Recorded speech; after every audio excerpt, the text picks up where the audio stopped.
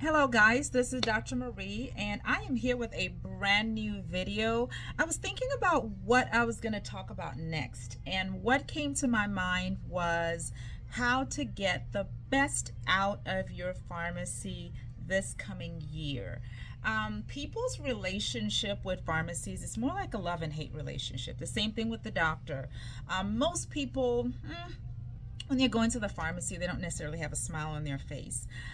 Or the doctor, they don't necessarily have a smile on their face. And so I want to change that. I really want people to be happy, excited, and say, let's go to the pharmacy. And I think we have that here at Summerwood Pharmacy and Compounding. There are several people who we kind of figured out that they didn't want to take advantage of delivery because they wanted to come and see us. And so that is really a good feeling when people want to come in. So I'm going to go over 7 things that I think that you really need to hone in on and you need to keep in mind. And I guarantee you, you're going to have a great experience with your pharmacy, not just here, but this can be applied to the majority of pharmacies.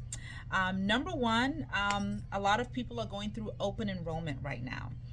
So that means that you're selecting a new insurance, whether you have Medicare, private insurance, or different type of insurance coverages. Most people are going through a period where they're selecting a new plan. Please make sure that you're careful. A lot of people like to pick the cheapest plan and kind of spend as little as possible. Keep in mind that if you are going cheap with the plan, you're probably going to pay in other ways, whereas the plan will force you to go where they want you to go. So many people come in at the beginning of the year furious because they say their insurance is forcing them to go to a particular pharmacy that they absolutely hate. So just make sure that you're careful about that.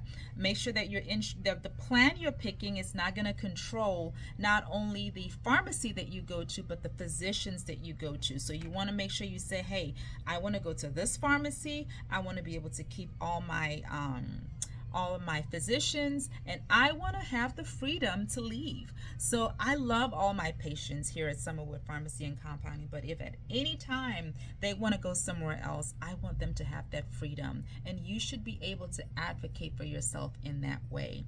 Another thing is, a lot of times when you change insurance companies at the beginning of the year, your ID, your group number, a lot of those things are going to change. So the best thing for you to do, and I'm telling you, you are going to change the game 100%. As soon as you get that new ID card, as a matter of fact, you can have them email it to you. What I want for you to do is you can either fax this or you can bring it to the pharmacy either at the beginning of the year or whenever you get it. Bring a card that has your BIN number, your PCN, your group, and your ID number. You're going to see the biggest smile on your pharmacy technician and pharmacist's face, because most people do not do that. For most people, they show up at the pharmacy at the beginning of the year with a prescription. The pharmacist is running it, it's rejecting, and it's like a 30-minute ordeal because the person doesn't know what to do. So as soon as contact your insurance company and say, listen, I want to get my card. They may send you a card that's just for medical. Say, I don't want the medical one. I want to get the pharmacy information, the BIN, the PCN, the group, and an ID. If you are a patient here at Summerwood Pharmacy and Compounding, you know you can just text us or you can email us that information. But if you're anywhere else, I would recommend printing that information out and bringing it to the pharmacy. And that's going to make your experience so much smoother in the new year.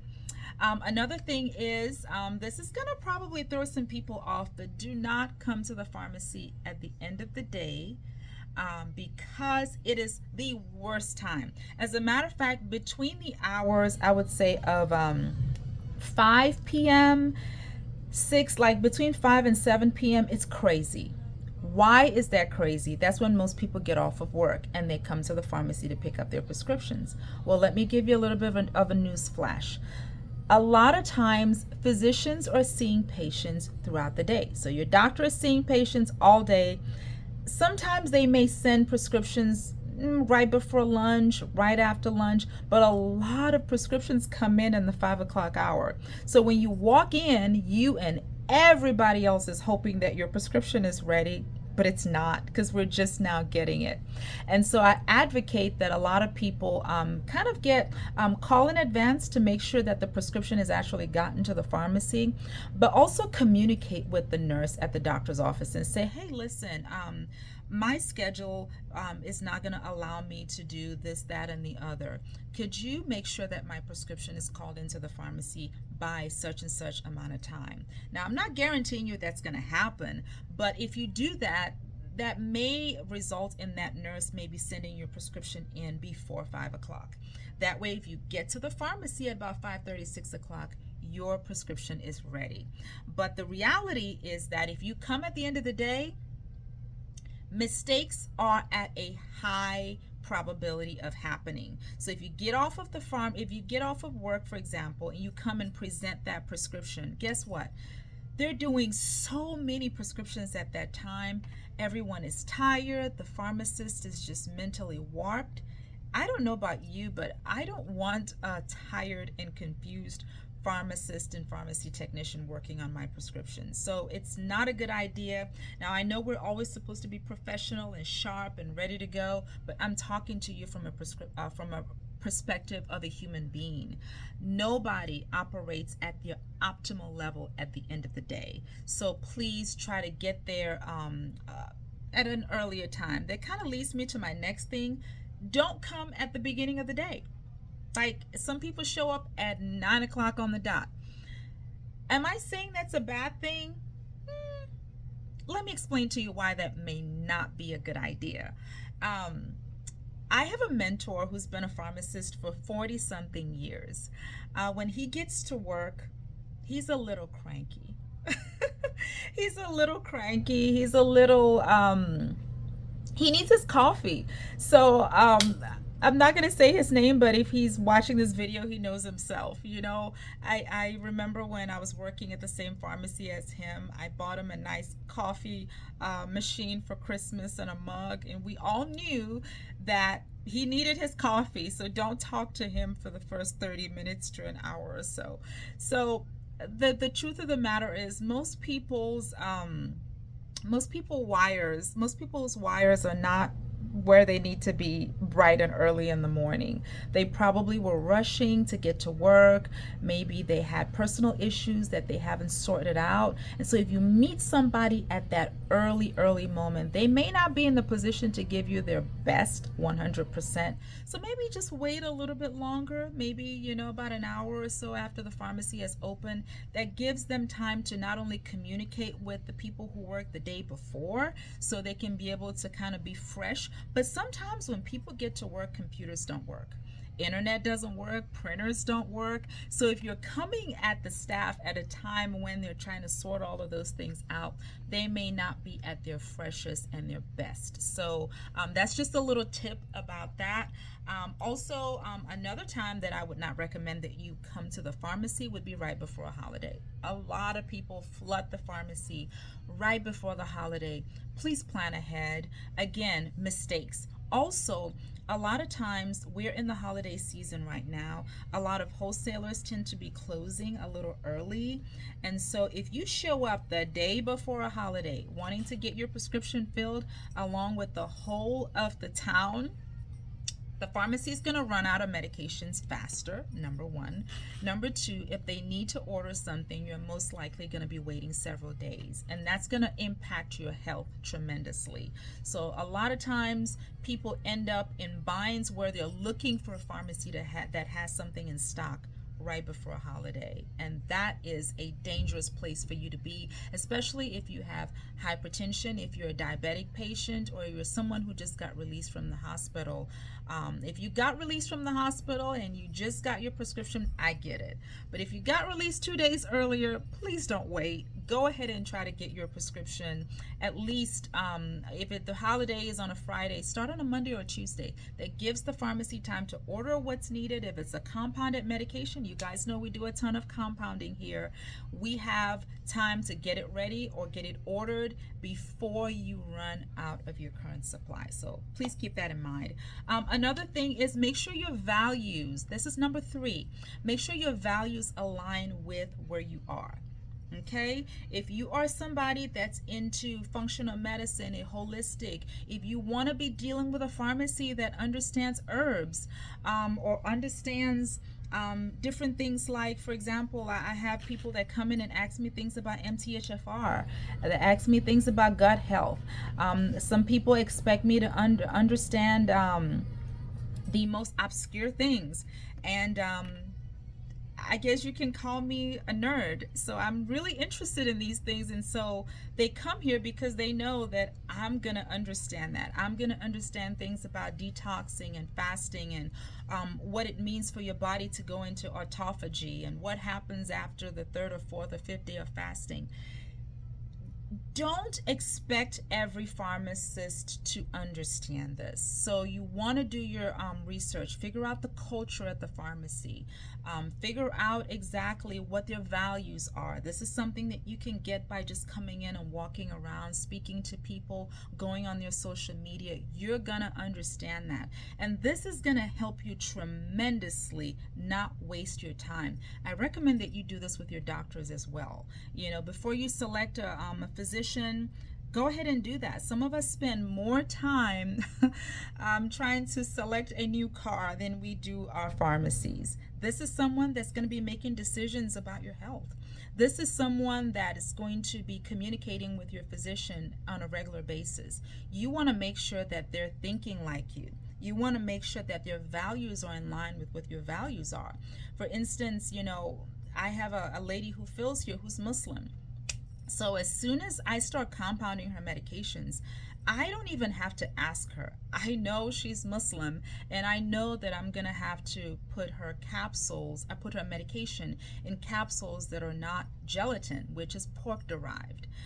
So this is something that I know I'm going to have to do. I also know there's another woman who fills prescriptions that she's very conscious about. Another gentleman who's HIV positive, and he's very conscious about his medications, and he likes to be communicated with in a certain way. And so I have to be very careful about this, and I know my patients, so I know how they like to be communicated with. So this is something that you're gonna have to figure out. And I feel that it's not fair to go to, for example, a physician that does not do bioidentical hormone replacement therapy and expect them to kind of try to force them to do that. You can't fit a round peg into a square hole. So we really have to kind of get that squared off before we commit to the pharmacy or the physician or just any provider in general. Okay. Number 4, keep up with your doctor visits and get on autofill. We really want people to understand compounded medications take time. They just do. When you're making things by hand, it takes time. And so we want people to keep in mind that they want to try to get their refill request in advance so that they can have time. And sometimes being on autofill or syncing their meds to the same day is something that can make that easy. And we do that here at Summerwood Pharmacy and Compounding. In addition to that, keep up on your doctor visits. You know, if you have not seen your doctor in a year and you're a diabetic and you try to get that refill request done, they're going to tell you no. It happens all the time where, you know, someone hasn't followed up. And so the reality is the more you do that, the slower the doctor is going to respond. And, you know, sometimes they're just not going to respond.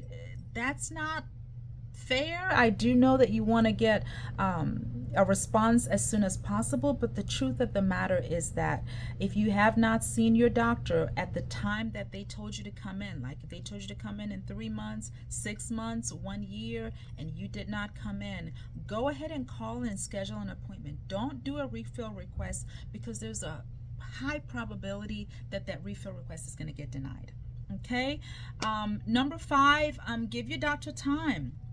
I always tell people, you know, if you want us to send a request to the physician, either for a new medication or a refill request, give them at least 72 business hours, at least. If it's something that you knew that you were going to need, go ahead and do 72 business hours. If it's something that's urgent, we get it. If the doctor sees that you're having heart palpitations, you just started a new medication, of course they're going to respond as soon as possible. However, if it's something that you know that you've been sitting on for a while, go ahead and send it. Preferably give them 3 days or even more. If you have a week, give them more time. Everybody is pretty much shorthanded. I have a lot of physician friends, and they tell me that a lot of them are shorthanded. They have a lot of regulations they have to satisfy, and sometimes people call in sick. So you want to give room for all these different things happening.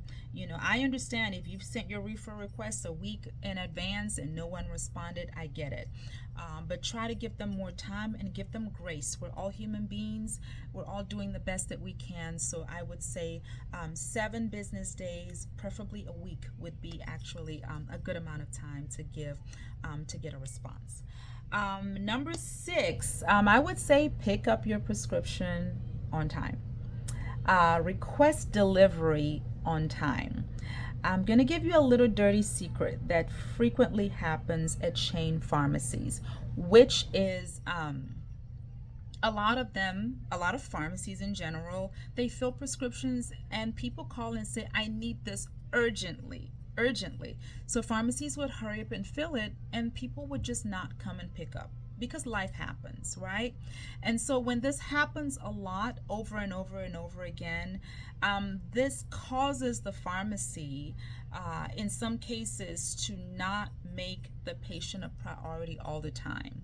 And so the unfortunate part about this is that time that you actually really need your medication, or you need it to be done urgently, they may not do it as fast. And this is not fair. But what tends to happen is they tend to kind of place your medication on the back burner because they look in the computer and they see, this is a medication that's supposed to be filled every month. This patient is filling it every once in a blue moon, and maybe they've had a conversation with you and you've said that that you just really don't take your medication like you should because you forget. And so I think that if you find yourself consistently not picking up your prescription when you should, definitely have a conversation with the pharmacist or the pharmacy technician about some tools that can help you to start doing that. If it's that you're busy, ask them if they do delivery. They can deliver your prescriptions to you. If it's that you have financial challenges, talk to them. They can be able to speak to the physician about some affordable options for you.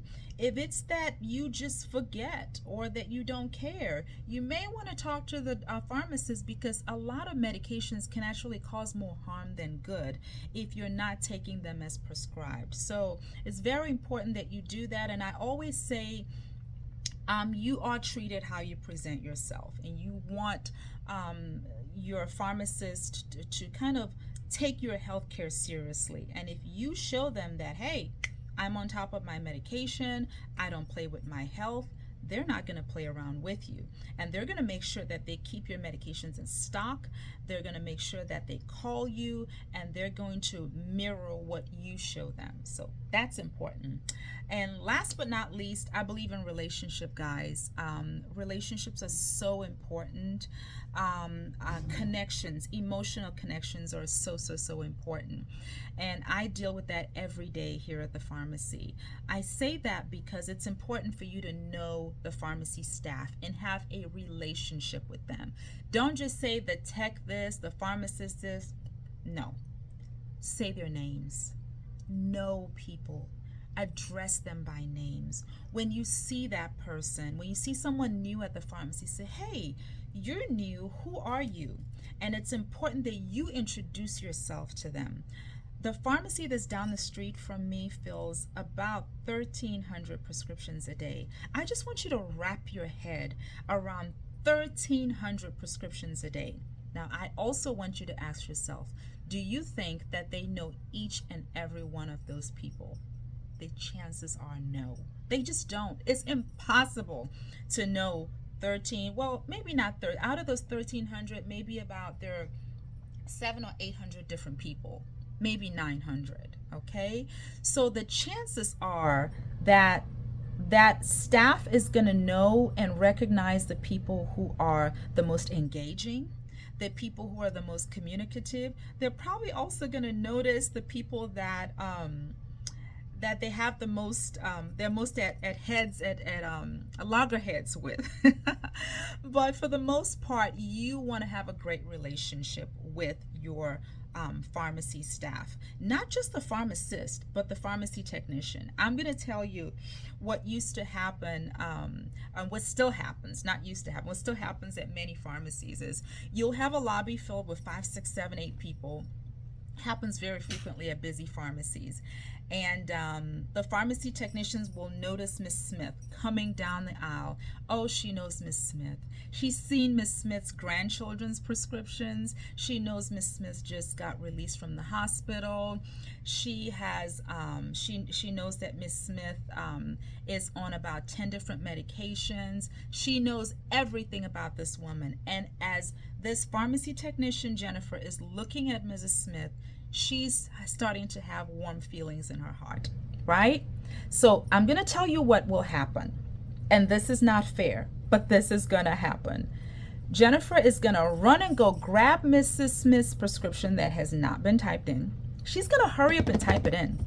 And then she's going to grab it, fill the prescription, place it in front of the pharmacist and say, hurry up and verify this. This is an urgent prescription. The pharmacist is going to say, okay, and just verify it quickly, right? And she's going to package it. And as soon as Mrs. Smith comes up, she's going to say, hi, Mrs. Smith. How is your leg doing? How are you feeling? I know you just got released from the hospital. And she's going to hurry up and ring that lady up. And guess how many people have been sitting in the lobby? Probably about 6 or 7 people. That's not fair.